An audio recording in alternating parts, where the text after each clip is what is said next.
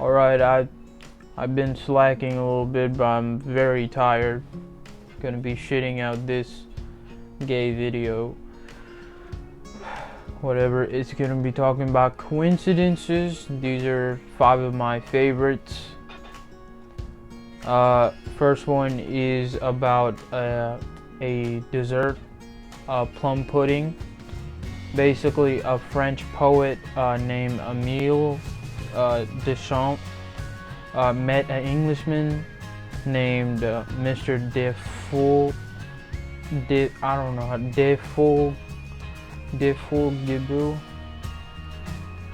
whatever. I'm just gonna show a picture of the writing. I don't know how to say it. And he introduced him to plum pudding for the first time, and then everything goes fine. And about a decade later, Deschamps was in a restaurant and he saw plum pudding in the menu and he ordered it.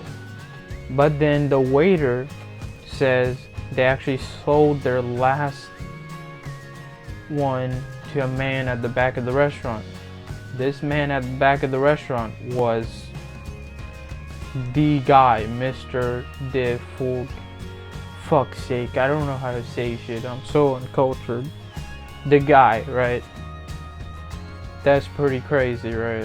It's a bit mad, but another decade passes, and then Deschamps was at a dinner party where they served plum pudding, and he had it, and they were talking about it, and he joked about Mr.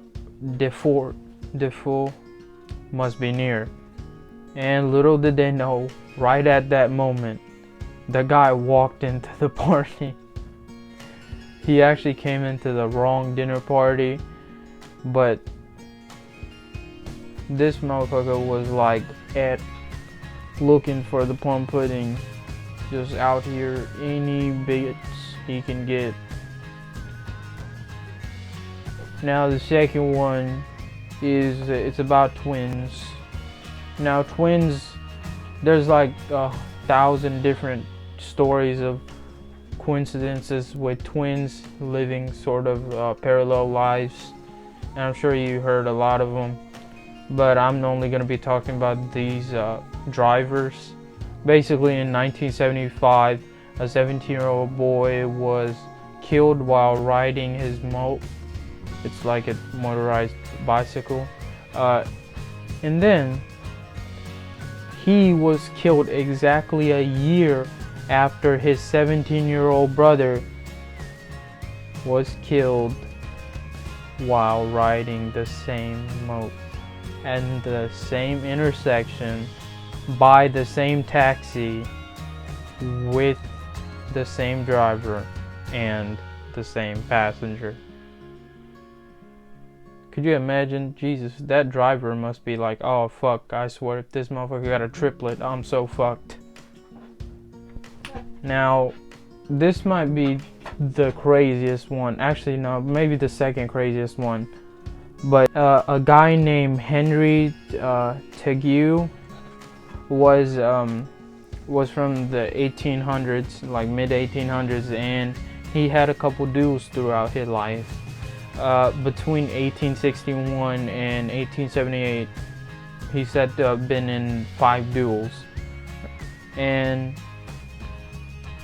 the first 4, for some reason, every single time he was in a duel, his opponent dropped dead before anybody fired a shot. They just died of just natural causes. They just dropped dead. Like, God, he must have done some good shit, because God is on this man's side. But on the 5th duel, guess what happened? He dropped dead before anybody shot anything. If you don't believe in demons and shit, which actually I don't either, but this motherfucker has been in some cult type shit, or what the fuck is going on, man. So that's the story of that. Now, these last two are probably my favorites. This one is about ships, battleships. In World War One, there was a lot of ships that were disguised or altered in some way to be in war or say have the advantage of the country. And one of these British ships was a British. There was a Navy ship that was actually a cruise ship prior, the RMS Carmania. But it was sort of, altered to make into a battleship, and what they did was they basically disguised their ship into looking like an enemy German ship named the it was looked like a German ship named the SMS Trafalgar, and their guess was to sort of like blend in, right? And this actually worked because on September 14, 1914, this ship, the one that was disguised, actually sank a German vessel off the coast of Brazil. But the crazy part is, the ship that the British sank was the actual SMS Trafalgar, and the Germans actually disguised the Trafalgar to look like a British passenger liner, the RMS Carmania. So essentially you have the Carmania disguised as the Trafalgar, and you have the Trafalgar disguised as the Carmania, and then this one fucked over this one. What the fuck, man? The crew members must have had their minds raped, bro. Jesus Christ, that shit sounds terrifying. Now, all of the other ones, this was, whatever, that's pretty crazy. How is that happening? But this last one is so fucked that I don't even know how to react. Basically, I'm sure it's a pretty famous one, but it's pretty insane. It's some bullshit, bro. It's car, right? James Dean, obviously, he's famous and died in a tragedy. On September the 23rd, 1955, he purchased a Porsche 550 Spider, which he named Little Bastard.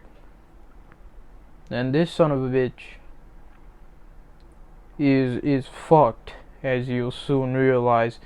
Alec Guinness, he was a British actor and a co-worker of Dean, actually said, "Don't get in that car, you gonna die, boy." Well, not exactly, but you know what I mean, right? And he was right, because a week after he told them this, James Dean was in a car crash, running full speed into another car, which then they took him to the hospital around 6:15, and they pronounced him dead. Barris, he was a man, and he purchased the whatever was left of the car, and for about $250, and they were keeping it in like a trailer, and in the trailer it fell off, broke a mechanic's leg. God damn. And then Barris sold the engine and the drivetrain to Troy McHenry and William Etchard, and they were like mechanics and stuff, so they built their own cars from parts of the Little Bastard. So, and then they were racing each other, right, with cars with parts of the cursed car. And Like he lost control and he hit a tree, dead on the spot, right? And then Etcher's car suddenly locked up, right? And then rolled over while going into a turn, causing serious injuries to him. And then, so this car at this point has a pretty shit record. And then Barris sold, he had 2 tires left from the car, so he sold these 2 tires to somebody, and then they both simultaneously exploded. Bro, for fuck's sake, this is some bullshit, man. Just burn this car. Nobody go near it. And as soon seeing this, a highway safety exhibit actually took the car as to just to like sort of promote. I don't know. They're trying to keep it there because it has such a legendary reputation at this point. So they wanted to make an exhibit. So they took the car from Paris and they put it in a garage, right? And while in the garage, the entire garage fucking exploded. It caught fire. Everything burned down except the little bastard. It was fine. Everything else burned down. And then after this,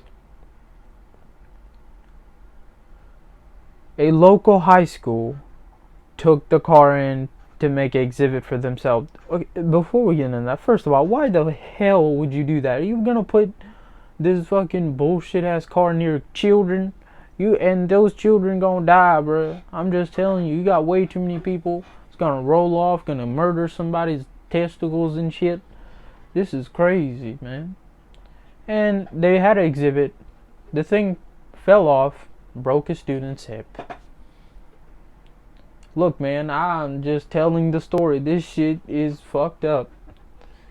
And then after that, it was pretty much everybody had enough of this bullshit, and they were like, alright, you know what, just get this away. And so they were transporting it to like ship it off somewhere or something, and the truck that was carrying the little shit lost control. But the driver actually jumped out of the car, the truck, right? Trying to save himself. The cursed car, the little bastard, fell off, rolled off, and landed on the driver. I need to stop laughing. These poor people. This is so fucked. But it crushed him.